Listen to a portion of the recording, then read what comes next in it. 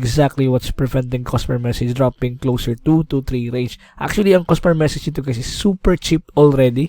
Nasa 3.81 ang cost per message namin dito.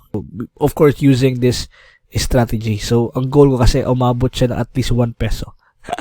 Hello guys, so welcome dito sa ating video. So I wanna introduce you to this brand new custom GPT na ginawa natin called ARYA. So ano to si ARYA? This is your daily personal support for meta ads. So back in the day, so kung ikaw mismo mag-analyze sa Facebook ad ng mga ads manager mo, so I created this para hindi na kayo mahirapan sa pag-analyze, baka ma-paralyze kayo. So this is it, nandito na si ARYA. Okay, so ano ba tong pwedeng gawin ni ARYA? So basically, kung nasa ads manager ka, for this example, nasa ads manager ka, all you have to do is take a screenshot sa ads manager mo and just like this one, boom, and then take a screenshot, and then lahat ng mga pwede mong ipakita dito, let's for example reach, impression, CPM, CPC and all, and then of course yung last month niya performance. All you have to do is capture. Pag makapture mo siya and copy mo lang image, and then punta ka ngayon kay ARYA, yan, i-upload mo yan siya, and then sabihin mo lang dito, audit this ads manager. Ang goal ko ay magkaroon siya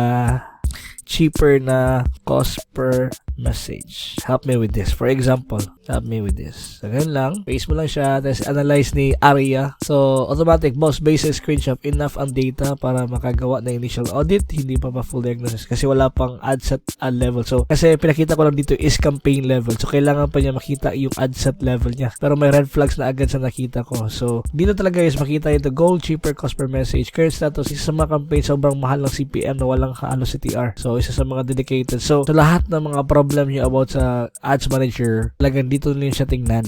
And you know what? I've been using this since for a month, and it really improved my Facebook ad performance. So depende sa goal mo. If ang goal mo is higher ROAS or return ad spend, or lesser yung cost per message mo, even it can analyze yung link mo. If you have a link sa website mo, it can audit the whole website. So this is how amazing and advanced po dito yung platform na to. So overall, the score, campaign structure 7. I can't fully judge without the ad sets. ARYA, kailangan niya ng ad set level. So after sa ad set level, it will ask for the ad level, and then kailangan niyang tanungin kung ano yung laman ng creative mo, ilang creatives na nakalagay doon, is it a video, is it photo, anong ad copy nilagay mo doon, kasi overall kailangan niya improve to. So cost per message 8 to 10, already competitive. Improvements will likely come from better creative quality, post likely. So confidence 85%, na pinakamalaking opportunity ay nasa ad set level, hindi sa campaign level. Actually, ang cost per message ito kasi super cheap already, nasa mga around nasa 3.81 ang cost per message namin dito. Of course, we run a engagement and get followers na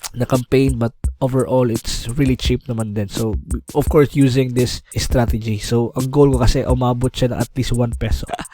Anyway, so guys, if you want to have access with ARYA, which is your daily, Facebook ad or partner, just comment ARYA in the comment section and I'll give you the instruction. So it's not really free, you have to pay for this, but it's lifetime access na. So if you want to improve, maybe you want to learn more about Facebook ads, or maybe may client ka na that needs na parang heavy or high level talaga na analyzation and audit and all, and give you the exact instructions of what to do next. This could be very helpful for you guys. Just comment ARYA in the comment section, and see you guys. God bless.